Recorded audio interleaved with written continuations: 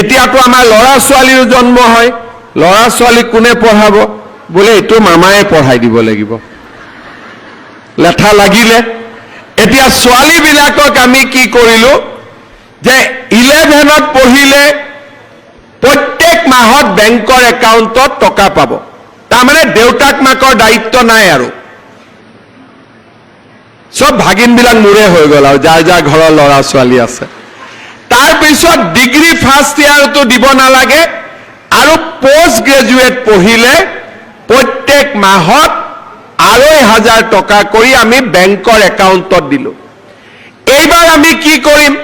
first year বিলাকটো second ইয়াৰ পাব তেতিয়া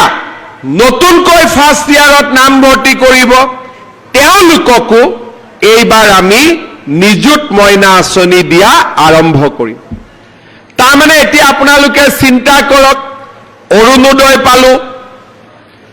চাউল পালো 5 লাখ টকালৈকে ট্ৰিটমেন্ট হল ৰেশন কাৰ্ডত চাউল পালো দালি পালো নিমখ পালো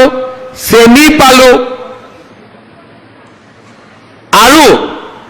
মোৰ ছোৱালীয়ে পঢ়িব গলে মামাই বেংক একাউণ্টত টকাও পঠাব আৰু ক্লাছ 9ত যিবিলাকে পঢ়িব তেওঁলোকে সাইকেল এখনো পাব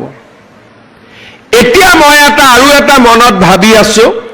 যে মেট্ৰিক পৰীক্ষা দিয়াৰ আগতে সব ল'ৰা ছোৱালীকে অলপ মাষ্টৰ এটাই চাই দিলে ভাল হয়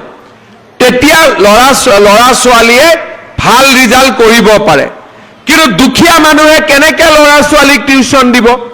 সেই কাৰণে যিমান ল'ৰা ছোৱালীয়ে মেট্ৰিক পৰীক্ষা দিব 6 মাহ আগৰ পৰা তেওঁলোকৰ বেংক একাউণ্টত মই 300 কৈ টকা দিম যাতে মাষ্টৰক আমি টিউচন বা ঘৰত গাঁৱত যোন ল'ৰা ছোৱালী অলপ শিক্ষিত ল'ৰা ছোৱালী থাকে তেওঁলোকে যাতে গধূলি আমাৰ মেট্ৰিক ক্যান্ডিডেট খিনিক পঢ়ুৱাব পাৰে এখন গাঁৱত 10 গৰাকী মেট্ৰিক ক্যান্ডিডেট আছে গাঁৱতে এজনী পঢ়া জানা ছোৱালী আছে মেট্ৰিক ক্যান্ডিডেটৰ বেংক একাউণ্টত মই 300 টকা দিম 10 গৰাকী ছোৱালী লৰাই লগ লাগি 3 × 10 3000 হল গাঁৱৰ পঢ়া ছোৱালীজনীক পইচাটো দিলে সদায় গধূলি 2 ঘণ্টা সময় ছোৱালীজনীয়ে ল'ৰা ছোৱালীকেইটাক চাই দিলে মেট্ৰিক পৰীক্ষাটো তেতিয়া আগতকৈ ভাল হ'ব না নাই এটা আপোনালোকেতো এবিলাক কথা মোক কোৱাই নাই মইহে ভাগিনকেইটাৰ কাৰণে চিন্তা কৰি আছো হয় নে নহয়